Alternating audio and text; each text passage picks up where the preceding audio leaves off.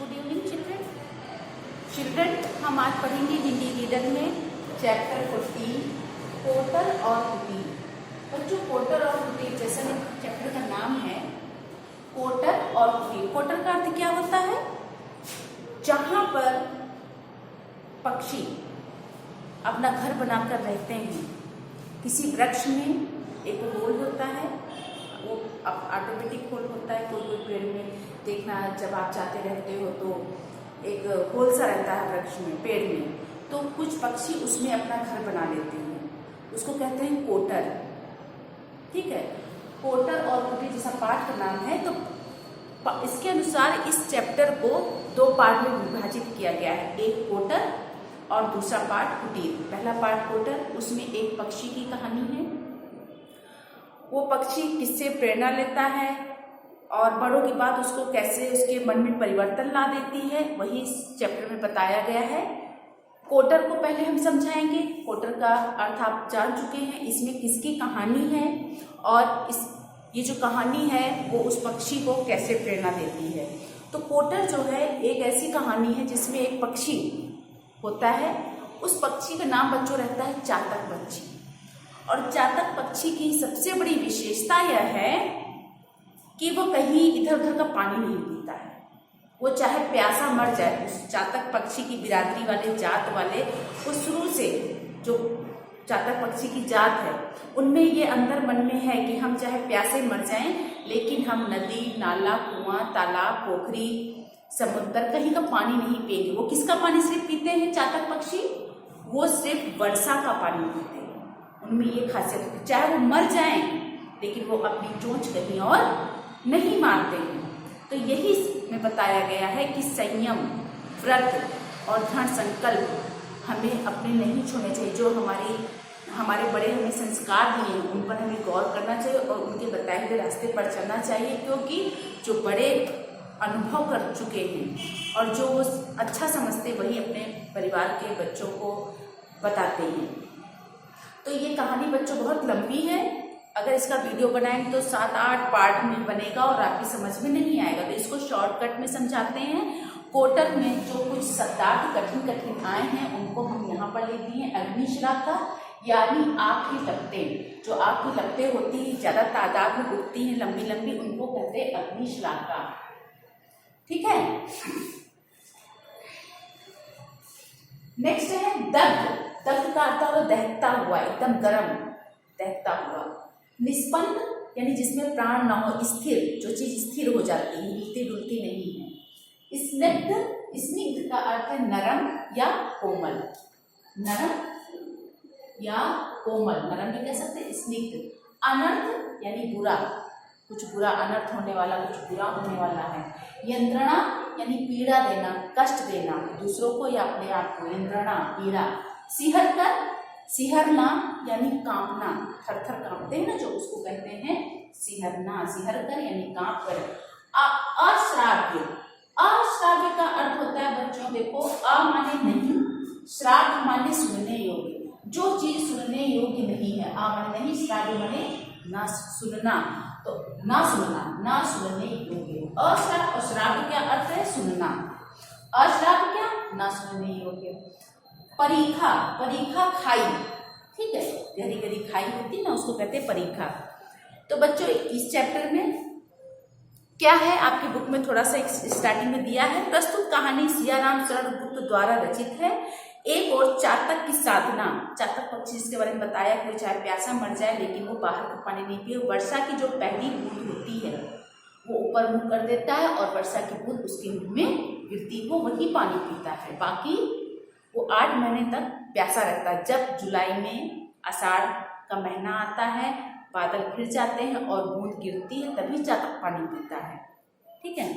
तो प्रस्तुत कहानी सियाराम शरण गुप्त द्वारा रचित है। एक और चातक की साधना और दूसरी ओर मानव में ईमानदारी और परोपकार की भावना का वर्णन है।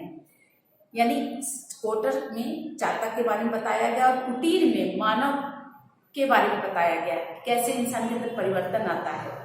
ठीक है। ईमानदारी और परोपकार की भावना का वर्णन है कोटर और कुटीर चैप्टर में। चातक पुत्र को नई युवा पीढ़ी का प्रतीक भी मान सकते हैं। जो चातक पुत्र है यानी चातक पक्षी का बच्चा चातक पुत्र है, उसको क्या युवा पीढ़ी का प्रतीक मान सकते हैं, यानी वो आज के बच्चों जैसा है, जो पुरानी परिपाटी व अंधविश्वासों को तोड़ना चाहता है। यानी जो दक्कनूसी विचार होते हैं, पुरानी प्रथाएं चल रही हैं, उनको हम ऐसा मान सकते हैं कि वो उनको तोड़ना चाहता है और कुछ नया करना चाहता है। कुछ पुरानी रूढ़िवादी विचारधाराएं हैं या जो मान्यताएं हैं, उनको वह तोड़कर नई पीढ़ी में वो कुछ नया करना चाहता है, उनको तोड़ना चाहता है, ऐसा हम मान सकते हैं।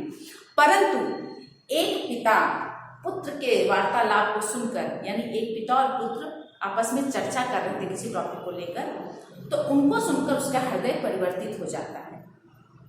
बच्चों, जो चातक पुत्र है वो केवल वर्षा का पानी पीता है, तो वह अपने पिता से जिद कर रहा था कि मुझे बहुत जोर प्यास लगी, मेरा सब्र का बांध टूटा जा रहा, मैं अपनी आत्मा को कैसे तड़पाऊं, मैं बहुत प्यासा हूं, मैं कहीं भी जाकर पानी पी लूंगा। तो चातक पक्षी के जो पिता थे उन्होंने कहा, नहीं, हमारी बिरादरी में, हमारे खानदान में ऐसा कभी नहीं हुआ है कि हम लोगों ने इस व्रत को तोड़ा हो। हम लोग व्रत रहते हैं और वर्षा की पहली बूंद को ही पीते हैं। वो नहीं मान रहा था, उसने जिद किया, वो बोला मैं कहीं भी जाके पी लूंगा। उसके पिता ने कमेंट किया और बोला जाओ उस पोखरी में पी लो जाके, तुमको इतनी प्यास लगी, जैसे गुस्से में लोग नहीं कह देते हैं जाओ उस पोखरी में पी लो जाके। तो वो बोला मैं वहां पीऊंगा पानी जहाँ गंदे कपड़े, गंदे पत्ते गिरते हैं, लोग वहाँ पॉटी भी करते हैं, टॉयलेट भी करते हैं, नहाते कैसे हैं पता नहीं। वो अपने पापा से ऐसे डिस्कस, उसके पापा जानबूझकर बोले, चातक पक्षी जो थे वो जानबूझकर बोले अपने चातक पुत्र से कि ऐसा कहने से वो उसके अंदर थोड़ा घृणा आएगी और वो जिद नहीं करेगा। तो वो बोला ठीक है, मुझे प्यास लगेगी तो मैं कहीं दूर जाकर पानी पीऊंगा। तो पिता बोले, चातक पिता बोले अपने चातक पुत्र से कि अब तुम दूर जाओगे, तुमको बहुत समय लग जाएगा, तुम कैसे वहां पहुंचोगे। वो जिद करने लगा, बोला नहीं, आप ये पुरानी बातों को मानिए, मैं कहीं भी तालाब में, कुएं में, कहीं भी पानी पी लूंगा, मेरे तो प्राण कंठ तक आ गए, ऐसा लग रहा है मेरे तो प्राण ही त्याग दूंगा। तो वो अपने पिता की बात को नहीं माना और वो उड़ा। एक दिन उड़ा, दूसरे दिन वो एक वृक्ष में जाकर बैठा जहां पर एक पिता और पुत्र छोटी सी कुटीर, अब कोटर था ये, कोटर में जहाँ चातक पक्षी दोनों रहते थे, बाप बेटा।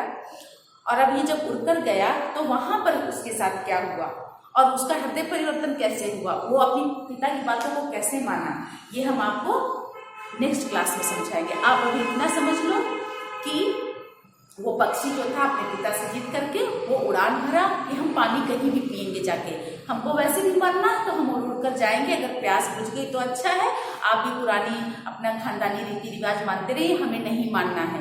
इतने दिन व्रत रहना, उपवास रहना, संयम से रहना और मेरे प्राण कंठ तक आ गए, मैं मरना चाहता हूँ तो मैं मर ही जाऊंगा, इससे अच्छा मैं उड़कर कहीं भी पहुंचूंगा।